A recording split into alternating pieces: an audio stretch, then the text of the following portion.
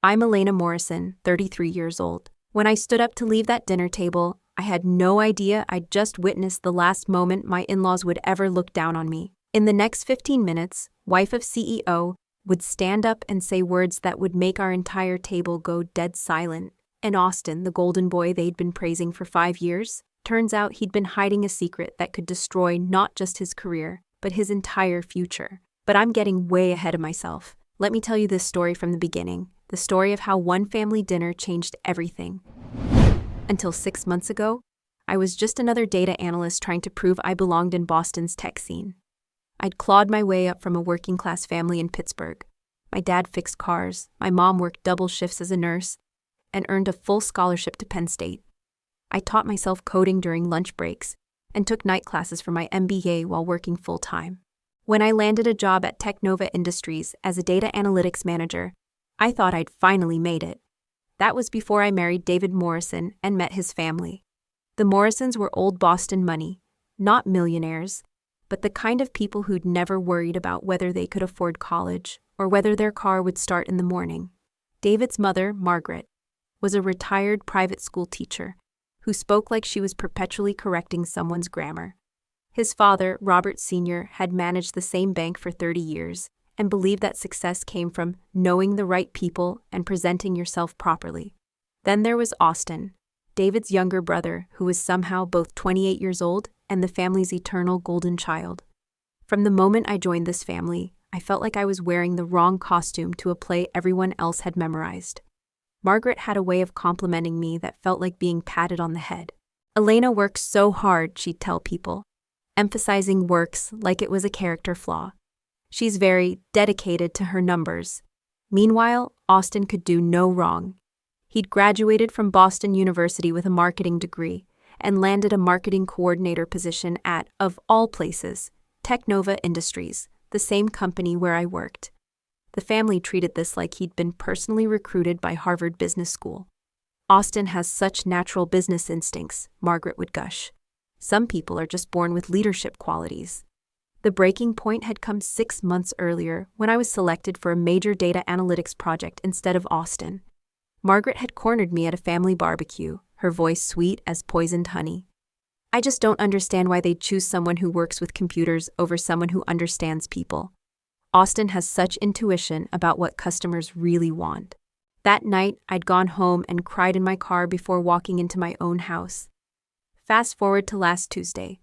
I was sitting in my cubicle at Technova, staring at an email that would change my life.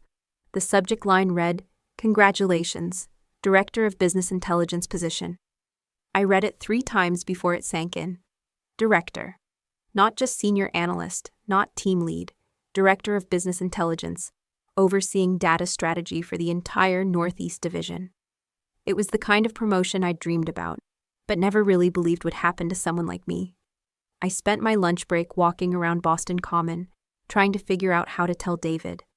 We had our monthly family dinner that Thursday at the Metropolitan, the upscale restaurant where the Morrisons held court like some kind of royal family. I knew Margaret would have opinions about my promotion, but I was hoping, stupidly, optimistically hoping, that maybe this time would be different. I even bought a new navy blue suit for the occasion. Thursday evening, I stood in front of our bathroom mirror, adjusting my blazer for the 10th time. David emerged from the shower, toweling his hair. "You look nice," he said, but there was something careful in his tone. "Nervous about something?" "I have some news to share tonight," I said, trying to sound casual. "Good news." David paused mid-towel. "What kind of good news?" "You'll see." The Metropolitan was exactly what you'd expect from a restaurant Margaret Morrison would choose. White tablecloths, crystal wine glasses, and prices that reminded everyone how successful they were. Margaret and Robert Sr. were already seated when we arrived, and Austin showed up 5 minutes later in a suit that probably cost more than my monthly rent. "Elena, dear," Margaret said, offering her cheek for the obligatory air kiss. "You look very professional tonight." The way she said professional made it sound like I'd shown up in coveralls. Austin slid into his chair with that easy confidence that came from never having to prove himself. "Hey sis," he said, using the nickname that always felt like he was humoring me. "How's the number crunching business?" "Actually," I said, my heart starting to race, That's what I wanted to talk about. I got some news today that I wanted to share with everyone. The table went quiet. Robert Sr. set down his water glass with deliberate precision. I've been promoted, I said, trying to keep my voice steady. Director of Business Intelligence. I'll be overseeing data strategy for the entire Northeast Division. The silence stretched for exactly 3 seconds too long. Oh, Margaret said finally, her voice carefully neutral. Well, that's unexpected. Congratulations, Austin said, but he was studying his menu like it contained state secrets. I guess they were really looking to diversify the leadership team. The word diversify landed like a slap. It's merit-based, I said, feeling defensive despite myself. I designed the customer retention algorithm that increased quarterly revenue by 12%. Of course, dear, Margaret said, in the tone she probably used with slow students. I'm sure you worked very hard. Though I have to wonder about the competition these days. Standards seem so flexible compared to when our generation was building careers. Robert Sr. nodded sagely. Companies have different priorities now, different requirements they need to fill. I gripped my wine glass tighter, watching the condensation drip onto the white tablecloth. Speaking of success, Margaret said, pivoting with the grace of someone changing an uncomfortable subject. Austin has wonderful news too. Tell them about your new project, sweetheart. Austin's face lit up with genuine enthusiasm. I've been chosen to lead the marketing campaign for our biggest client. It's a complete strategy overhaul, customer segmentation, digital marketing integration, the works. My supervisor said I have exactly the kind of innovative thinking they need. Isn't that marvelous? Margaret beamed. They specifically requested Austin for this project. Said his approach was unlike anything they'd seen before. That's great, I managed. Though the words tasted like sawdust. Austin's always had such natural instincts for business, Robert Sr. added. Some people can learn the technical skills, but you can't teach intuition. The message was clear. Austin was naturally gifted. I was technically competent. Not everyone can balance the big picture with day-to-day execution, Margaret continued. Austin understands that business is about relationships, not just spreadsheets. I excused myself to the restroom before I said something I couldn't take back. Standing in front of the bathroom mirror, I barely recognized the woman staring back at me. When had I become someone who apologized for her accomplishments? When had I started believing that maybe they were right? When I returned to the table, they were discussing Austin's revolutionary approach to customer analytics. Margaret was describing his fresh perspective on market segmentation, while Robert Sr. nodded approvingly. They spoke about him with the kind of respect and admiration I'd never heard them use about anyone else. That's when Victoria Blackwell stood up. I'd barely noticed her during dinner. Victoria was always quiet at these family gatherings, content to listen while others dominated the conversation. As the CEO's wife, she commanded automatic respect, but she rarely inserted herself into family drama. She was elegant in a way that didn't need to announce itself. Understated jewelry, perfect posture, and an air of confidence that came from genuine accomplishment rather than inherited status. Interesting timing for this conversation, Victoria said, her voice cutting through our chatter with surgical precision. Especially given what just landed on my desk this afternoon about your nephew Austin. The temperature at our table seemed to drop 10 degrees. Austin's wine glass froze halfway to his lips. Margaret's confident smile flickered like a candle in wind. Victoria's eyes moved slowly around the table before settling on me. There was something in her expression, not pity, but recognition, like she'd been watching this entire performance and had seen enough. Austin, she repeated, letting the name hang in the air like smoke. Your brilliant nephew who's been working in our marketing department. The one you've been praising so enthusiastically. Austin's voice came out as barely a whisper. Mrs. Blackwell, Victoria's smile was sharp as glass. Oh, I think that's a conversation better suited for a more private setting, don't you agree? My office, Monday morning, 8 o'clock sharp. The shift in power was immediate and undeniable. Suddenly, Margaret and Robert Sr. looked very small in their expensive chairs, and I felt something I hadn't experienced all evening, anticipation. That weekend, I couldn't sleep.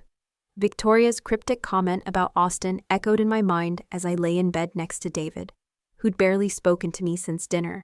Something was happening, something bigger than a family squabble over promotions. Monday morning, I walked into Technova with a different kind of focus. I'd always kept my head down, done my work, and avoided office politics. But now I found myself studying the office layout with fresh eyes. Austin's workspace sat in a prime location, not quite a corner office, but close enough to impress visitors. For someone who'd been with the company less than 2 years, he had an impressive setup. Floor-to-ceiling windows, a standing desk, 2 monitors, and enough space for client meetings. The kind of workspace I'd dreamed about during my first 5 years here. "Coffee's fresh," called Marcus from the break room. "And congratulations on the promotion, Director." The title still felt surreal. 6 months ago, I'd been hoping for a team lead position. Now I oversaw data strategy for the entire Northeast operation. "Thanks," I said, pouring coffee that was strong enough to wake the dead. Still getting used to it. My computer chimed with a calendar reminder, quarterly compliance review. I'd volunteered to assist with year-end reconciliations 3 months ago, partly out of genuine interest and partly because it gave me access to departments I'd never seen before. The compliance office sat 2 floors up, in a sterile wing where numbers lived and died by decimal points. "Morning," Janet from compliance greeted me, ready to dive into the fun stuff. Janet was being sarcastic. Compliance work was notorious for being mind-numbing. Endless spreadsheets, receipt matching, and expense report verification. Most people avoided it like root canal surgery, but I'd always found patterns soothing, numbers reassuring in their honesty. Unlike people, numbers didn't lie, unless someone made them. The first stack of files contained routine expenses, hotel receipts, client dinners, conference fees, standard business costs that painted predictable pictures of professional life. But Austin's file felt different from the moment I opened it. The first anomaly jumped out immediately. A dinner receipt from Salvatore's in New York, too high $7 for 2 people. Expensive but not unusual for client entertainment, except the date was September 15th, and Austin's travel calendar showed him in Boston that entire week. I cross-referenced his submitted timesheets. No travel authorization for New York. No client meetings scheduled. I flagged it mentally and continued reading. Another restaurant receipt, this time from Chicago. Again, no corresponding travel records. Then a hotel bill from Seattle during a week when he'd charged hours for being in the Boston office. "Finding anything interesting?" Janet asked, glancing over my shoulder. "Just the usual discrepancies," I replied casually. "Some travel receipts that don't match the timesheets. Probably just filing errors." But they weren't filing errors. As I dug deeper, a pattern emerged. Austin was submitting legitimate receipts, but they weren't his. The signatures on credit card slips belonged to different people. The dates and locations never aligned with his actual schedule. Someone was feeding him these receipts, and he was claiming them as business expenses. The second red flag appeared in his vendor payments. Austin had approval authority for purchases under $5,000, standard for marketing coordinators, but his approved vendors included companies I'd never heard of. Strategic Solutions Consulting, Northeast Analytics Group, Boston Market Research Services. All the registration addresses led to mail drops and virtual offices. I pulled up the invoices. The work descriptions were vague. Strategic market analysis, competitive research deliverables, customer retention consultation. But the billing patterns were identical. Same invoice templates, same payment terms, same grammatical errors in the service descriptions. "Janet," I called over, "can you show me how to access vendor registration information?" "Sure thing," she said, pulling up the database, though most of that's handled automatically through procurement. I searched for Strategic Solutions Consulting, incorporated 6 months ago, single employee. Business address matched a strip mall in Cambridge. The registration listed Austin's personal email as the primary contact. My pulse quickened. Austin wasn't just submitting fake expenses. He was creating shell companies and paying himself for services that didn't exist. A shadow fell across my desk. I looked up to find Austin himself standing there, coffee in hand and that easy smile that had charmed his way into this position. "Hey there," he said, his voice carrying casual confidence. "Heard you got promoted. Pretty impressive for someone who started in customer service." The dig was subtle but unmistakable. He knew my background, knew I'd worked my way up from the bottom. "Thanks," I replied evenly. "Just trying to make sure everything runs smoothly." Speaking of which, I continued, holding up the New York receipt. I've been reviewing some expense reports for compliance. Mind if I ask about this dinner receipt from Salvatore's? For just a moment, his confident mask slipped. His eyes darted to the receipt, then back to my face, calculating. Oh, that old thing, he said with a laugh that was too loud for the morning office atmosphere. Client dinner with the Peterson account. Must have mixed up my travel dates in the system.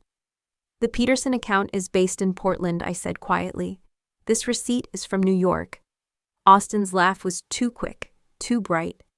You know how crazy travel gets sometimes. I'm juggling so many cities I can barely keep track. I'll have my assistant update the records. He didn't have an assistant. Marketing coordinators never did, but I just nodded and filed the receipt back in its folder. No worries, just trying to keep everything organized. After he walked away, I noticed his hands had been shaking slightly. That polished confidence was more fragile than he wanted people to believe. I spent my lunch break in my car, creating a private folder on my personal cloud drive. Screenshots of vendor registrations, photos of suspicious receipts, timestamps of Austin's calendar discrepancies. Each piece of evidence was small by itself, but together they painted a clear picture of systematic fraud. But I needed more than financial irregularities. I needed to understand the scope of what Austin was doing. That afternoon, I received an email from Austin, a quarterly analysis report that he'd accidentally included me in a mass distribution.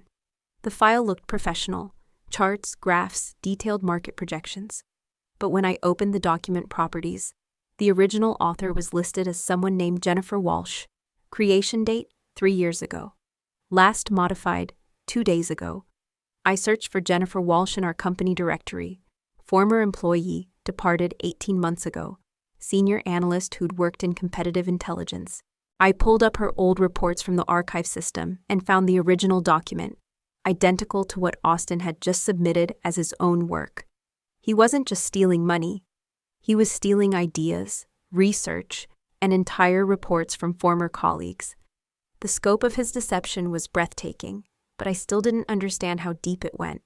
That evening, I sat in my apartment with all the evidence spread across my dining table. Receipts, screenshots, metadata logs, vendor registrations. A complete picture of fraud that had been happening right under everyone's noses for almost a year. I could have reported it immediately. Could have called HR, sent everything to compliance, exposed Austin before he could do more damage, but something held me back. Maybe it was the memory of Margaret's voice saying they'd diversified the leadership team. Maybe it was Robert Sr.'s implication that I hadn't really earned my promotion. Or maybe it was the realization that this wasn't just about Austin anymore. This was about every person who'd ever assumed I didn't belong, who'd dismissed my accomplishments, who'd made me feel like an imposter in my own success. I closed the laptop and locked the evidence away. Not yet. When I revealed what Austin had been doing, it would be at exactly the right moment, in exactly the right way. 2 weeks later, the invitation arrived.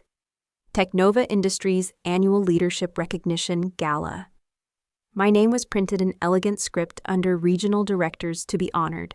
David found the invitation on our kitchen counter and picked it up with the kind of reluctance people reserve for jury duty notices. These things are just for show, he muttered, setting it back down without reading the details.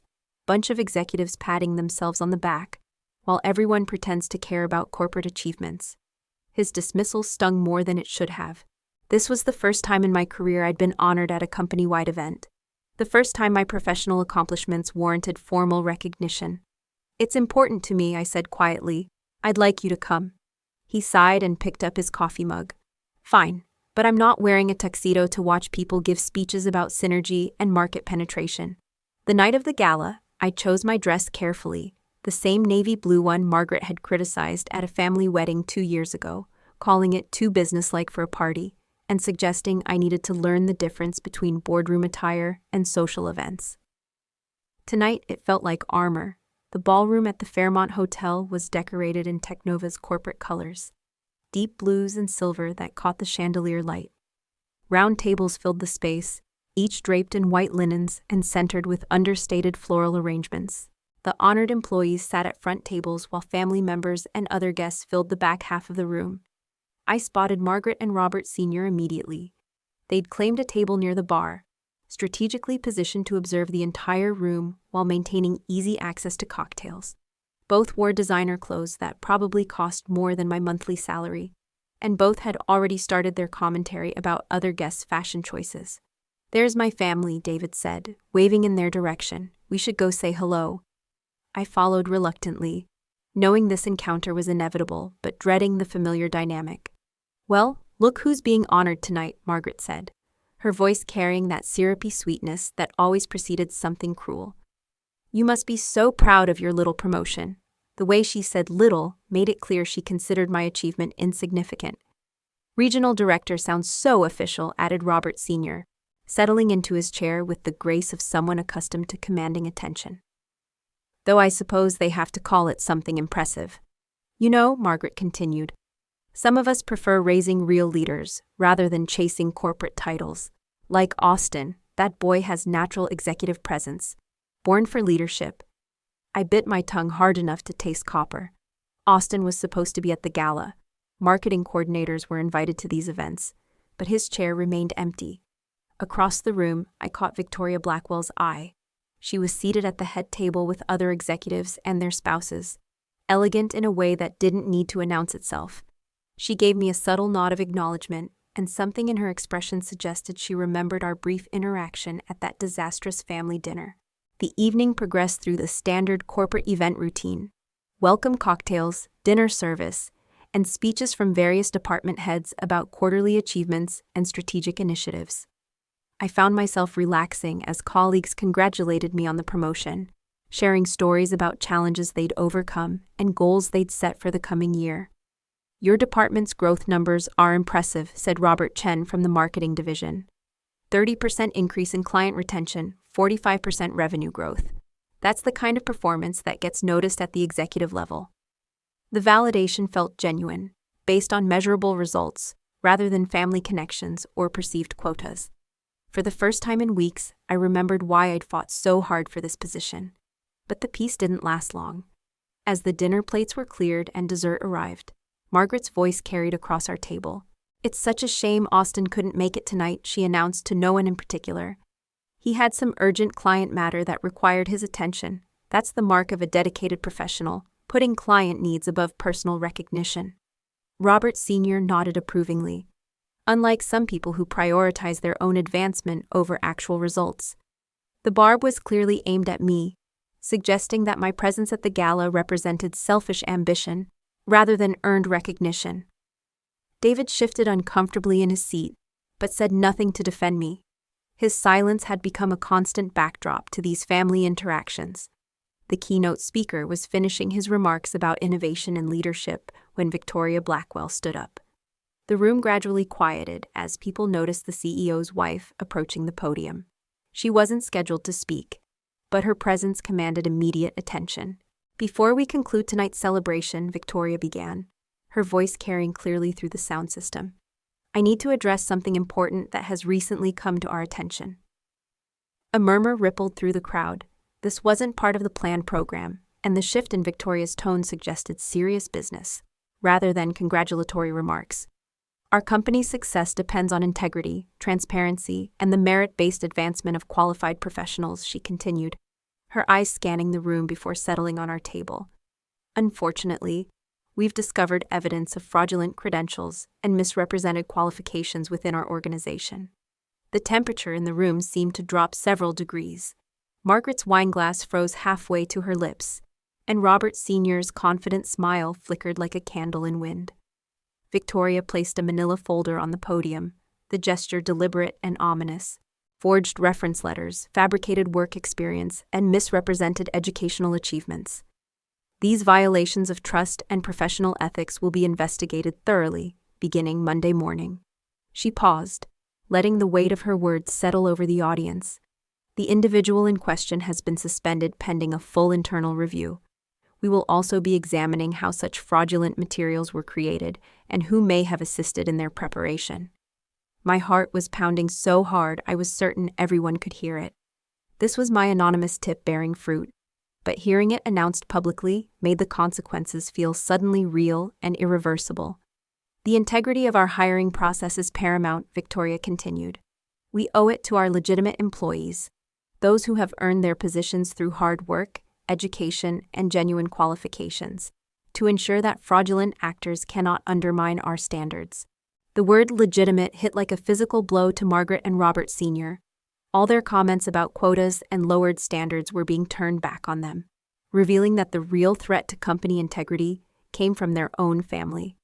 Victoria's final words carried the weight of a judicial pronouncement.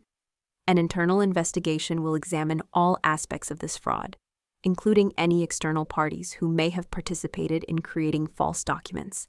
We take these violations extremely seriously. She returned to her seat amid stunned silence. The planned closing remarks felt anticlimactic after her bombshell announcement, and guests began filtering toward the exits earlier than usual.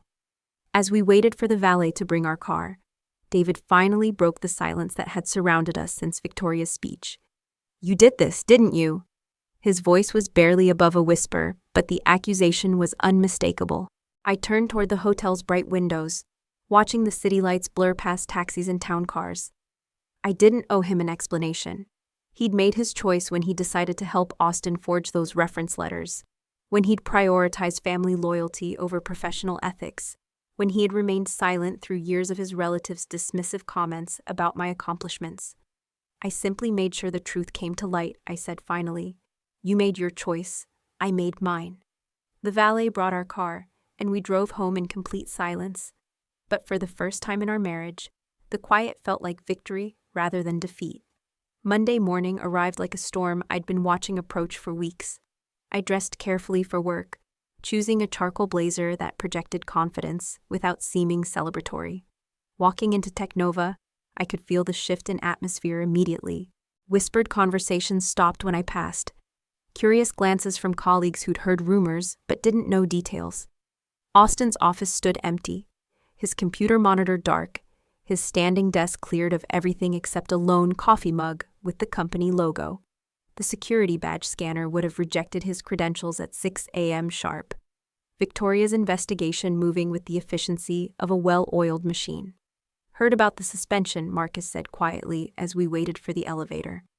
Compliance was here before 7 this morning, boxing up files from his workspace. Must be serious. I nodded non-committally, not trusting myself to comment. The elevator doors opened, and we rode to the 5th floor in thoughtful silence. My phone rang before I'd even reached my desk. David's ringtone, a simple chime I'd never bothered to customize, filled the air. They suspended Austin, he said without preamble, his voice tight with stress. Margaret's been calling me since 6 this morning. She wants to know what's happening. I imagine she does, I replied, settling into my chair and powering up my computer. This is serious, Elena. They're talking about a full investigation, internal audit, HR review, the whole thing. Margaret thinks someone at the company has it out for Austin. She's convinced this is political. The irony was breathtaking. Margaret, who'd spent years dismissing other people's achievements as quota-filling and standard-lowering, was now claiming her nephew was the victim of workplace politics. Maybe they found something worth investigating, I said carefully. You don't understand. If they dig deep enough, they'll find— David stopped himself, but the admission hung in the air between us. They'll find what, David? Silence stretched for several seconds. When he spoke again, his voice was barely above a whisper. I helped him with some of the application materials. Just a little assistance with formatting and language. Nothing major. The lie was so transparent, it was almost insulting. Formatting and language assistance didn't require creating shell companies or forging references from retired professionals. But David was still trying to minimize his involvement, even to himself. I need to get to work, I said. I'm sure Austin will sort everything out if there's been a misunderstanding. I hung up before he could respond, my hands steady despite the adrenaline coursing through my system. The morning passed in a blur of emails and client calls, but I could sense the investigation machinery grinding into motion around me. HR representatives moved through the building with folders and laptops, their presence creating ripples of speculation and concern. Around 11, my direct supervisor knocked on my cubicle wall. Elena, Victoria Blackwell would like to see you in the executive conference room. Now, if possible. My stomach dropped. even though I'd been expecting this conversation. I followed him through corridors I rarely traveled, past offices with mahogany furniture and floor-to-ceiling windows that offered panoramic city views. Victoria sat alone at the head of a glass conference table, a stack of documents spread before her. She gestured for me to take a seat, her expression unreadable. "Thank you for coming," she began, her voice carrying the same authority that had commanded the gala audience. "I wanted to discuss recent developments regarding Austin Morrison's employment." I waited, keeping my expression neutral. "Our investigation has uncovered extensive fraud," Victoria continued. "Fabricated educational credentials, forged reference letters, and stolen intellectual property. The scope is quite remarkable, actually." She opened a folder and withdrew a familiar document, one of Austin's fake reference letters. This particular letter claims to be from Douglas Morrison at Morrison Financial Group. But Morrison retired 5 years ago, and the company was acquired 3 years before the supposed internship dates. Victoria's eyes met mine. "The digital fingerprints on this document trace back to a residential IP address in your neighborhood." My pulse quickened, but I maintained eye contact. "That's concerning," I said. "Indeed, particularly since the homeowner at that address has a personal connection to Austin Morrison." Victoria paused, studying my reaction. "The investigation team will be contacting David Morrison later today to discuss his involvement in creating these fraudulent materials." The confirmation hit like a physical blow, even though I'd been expecting it. David's careful lies and desperate deflection couldn't protect him from digital evidence and metadata trails. "I appreciate you keeping me informed," I said, my voice steadier than I felt. Victoria leaned back in her chair, her expression softening slightly. "I also wanted to thank you for bringing this matter to our attention. The anonymous tip we received was thorough and professionally presented." I kept my face carefully blank, neither confirming nor denying involvement. "Fraud like this damages everyone who legitimately earns their position," Victoria continued. "It undermines trust, creates unfair advantages, and ultimately hurts the people who play by the rules." Her words felt like validation I hadn't realized I needed. For months, I'd questioned whether exposing Austin was the right choice, whether I was acting out of petty jealousy or genuine principle. Victoria's assessment confirmed what I'd known all along. This wasn't about personal grievances. It was about protecting the integrity that made achievements meaningful. "David Morrison has been asked to resign from his current position," Victoria said matter-of-factly. "The company he works for takes ethics violations seriously, particularly when they involve falsifying professional references." I nodded, absorbing the information without surprise. David's employer had clearly been contacted as part of the investigation's expanding scope. "Thank you for the update," I said. "I should probably get back to my department." "Of course. And Elena?" Victoria's voice carried a note of warmth I hadn't heard before. "Congratulations again on your promotion. It's well-deserved." I returned to my desk with mixed emotions. Relief that the truth was finally surfacing, but also a strange sadness about the relationships that were crumbling in its wake. David had made his choices, but the consequences would reshape both our lives in ways I was only beginning to understand. My phone rang again an hour later. This time it was Margaret, her voice shrill with accusation and panic. "How could you do this to family?" she demanded. "Austin is a good boy. He made a few mistakes, but you've destroyed his entire future." "I didn't destroy anything," I replied calmly. "I simply made sure the truth came to light." "You're a bitter woman who couldn't stand seeing someone else succeed," Margaret spat. "You've always resented Austin's natural abilities, his education, his potential. This is nothing but jealousy disguised as righteousness." The familiar accusations bounced off me like rain on glass. After years of absorbing their criticism and self-doubt, I finally understood that their opinions reflected their own insecurities, rather than any truth about my character or capabilities. "I didn't do this out of jealousy," I said, my voice steady and clear. "I did it because I earned everything I have through honest work and legitimate qualifications, and I won't let anyone take that from me or diminish what it means." Margaret's silence stretched for several seconds before she hung up without another word. David came home that evening subdued and defeated. He'd been asked to resign from his sales position, effective immediately. The investigation had revealed his role in creating the forged references, and his employer couldn't risk association with document fraud. 3 years, he said, slumping into his recliner. 3 years of building relationships, meeting quotas, earning commissions.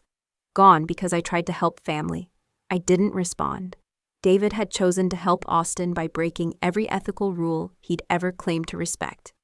The consequences were entirely predictable and completely deserved. We spent the evening in separate rooms, the weight of unspoken accusations and destroyed trust-making conversation impossible. David retreated to his home office to make phone calls about severance packages and unemployment benefits, while I prepared for another day of work, where my promotion felt increasingly solid and legitimate. A week later, I found a note on the kitchen counter next to David's house key. I can't stay here knowing you destroyed my family's future. I'm staying with my brother until I figure out what comes next. I hope you're satisfied with what you've accomplished.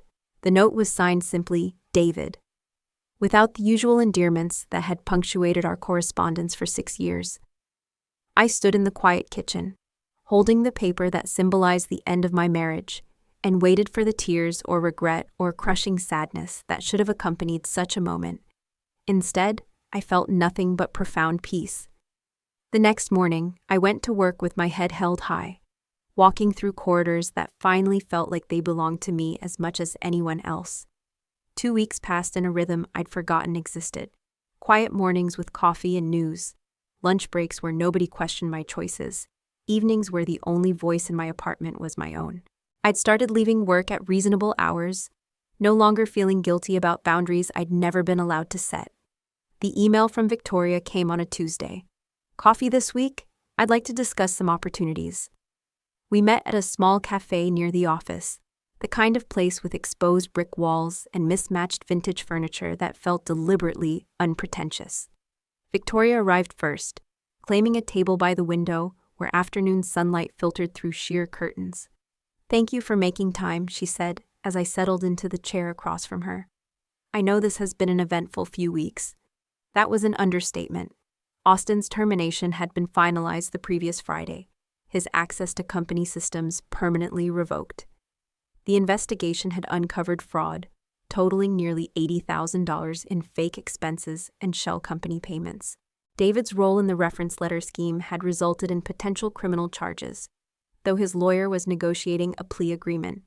"I've been watching how you've handled everything," Victoria continued, stirring honey into her tea. "The way you carry yourself through difficult circumstances. There's a quiet strength there that's rare in corporate environments."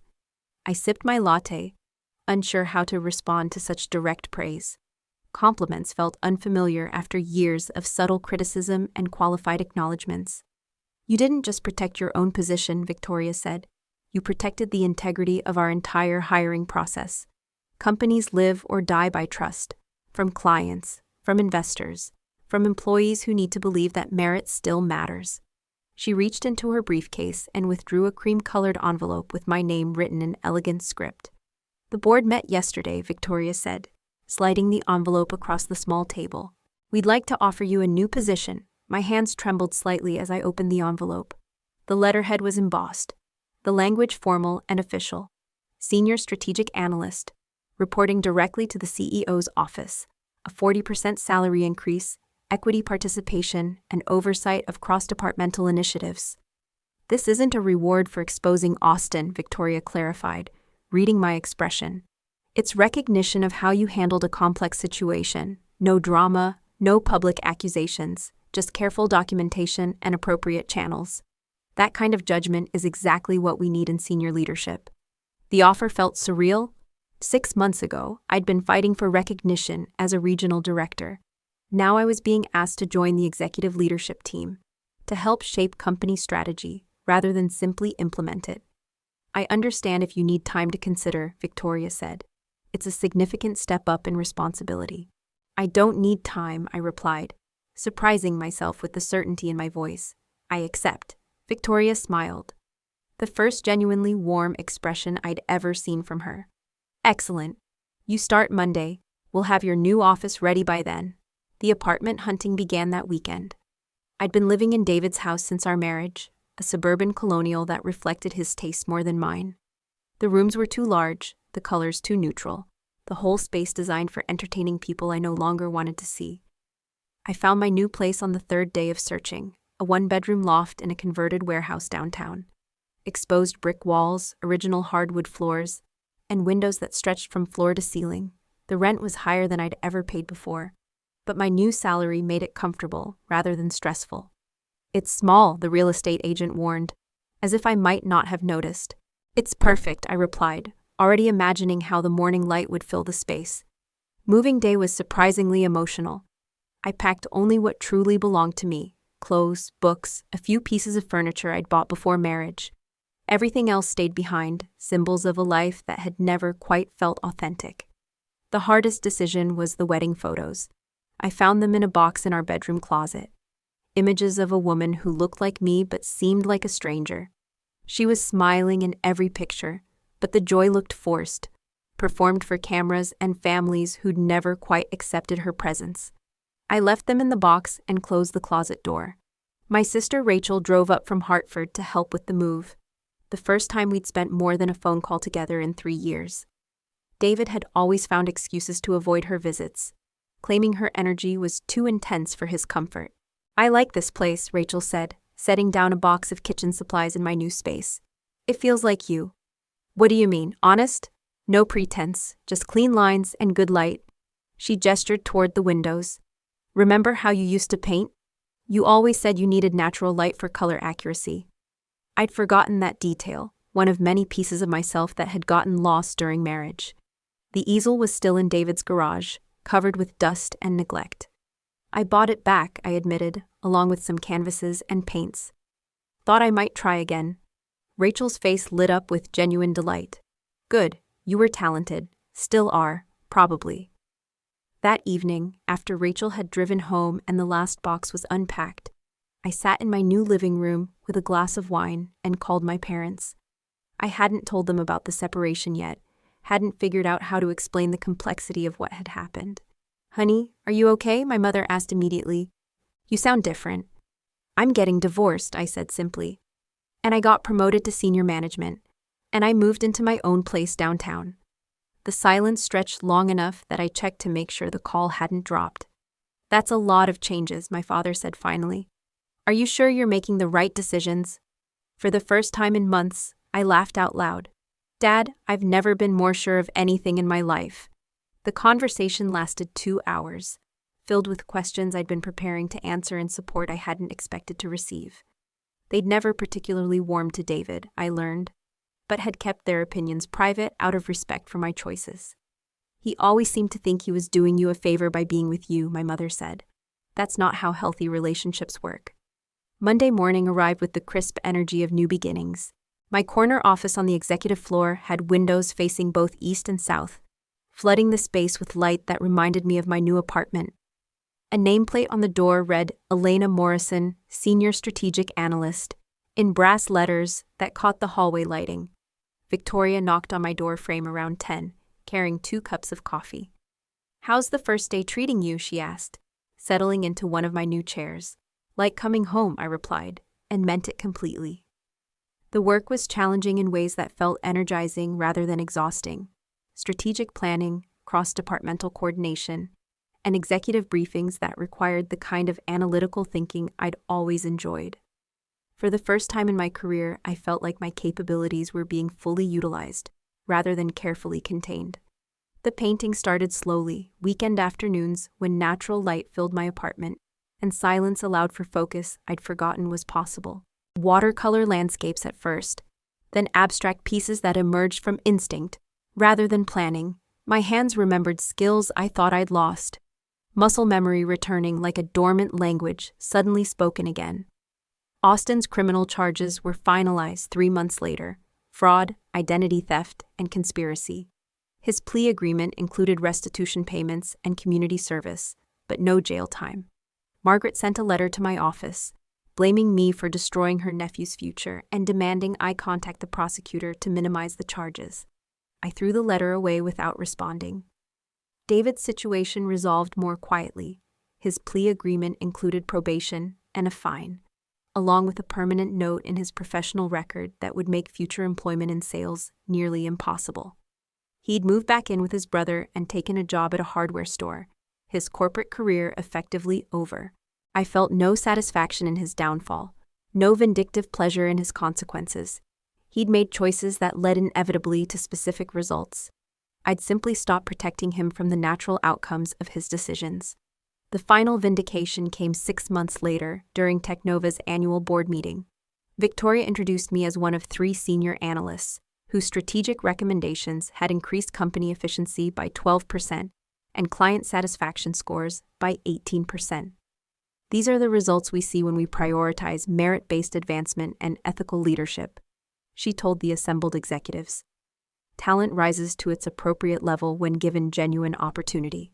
Sitting in that boardroom, surrounded by people who respected my opinions and valued my contributions, I realized that my promotion had never been the real victory. The victory was becoming someone who didn't need external validation to know her own worth, someone who could stand up for principles without apology, someone who had finally stopped living her life on other people's terms.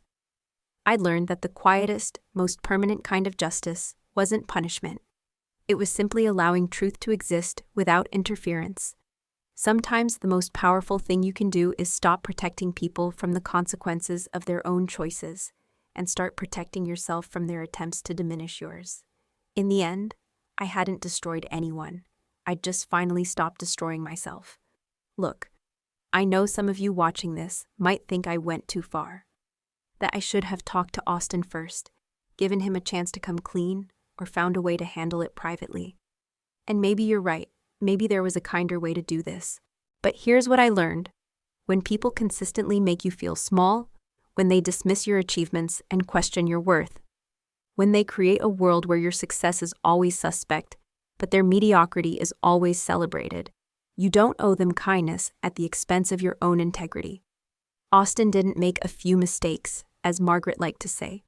He built an entire career on lies, theft, and fraud. David didn't just help with formatting. He actively participated in deception that could have destroyed other people's livelihoods. And that family, they didn't just prefer Austin. They systematically undermined me for years, making me question my own abilities and accomplishments. The truth is, I didn't destroy Austin's future. Austin destroyed Austin's future. I just stopped helping him pretend otherwise. If you're in a similar situation right now, if you're surrounded by people who make you feel like you don't belong, who dismiss your hard work, who act like your success is somehow less legitimate than theirs, I want you to know something. You don't have to make yourself smaller to make them more comfortable. Your achievements are real. Your work matters. And you don't need anyone's permission to take up space in rooms where you've earned your seat. Sometimes the most radical thing you can do is simply refuse to apologize for being good at what you do. If this story resonated with you, hit that like button. And if you've got your own story about standing up for yourself in toxic family situations, drop it in the comments. I read every single one, and honestly, your stories inspire me more than you know. Subscribe if you want more content about finding your voice, setting boundaries, and refusing to let other people's insecurities become your limitations. And remember, you don't have to light yourself on fire to keep other people warm. Thanks for listening. I'll see you in the next one.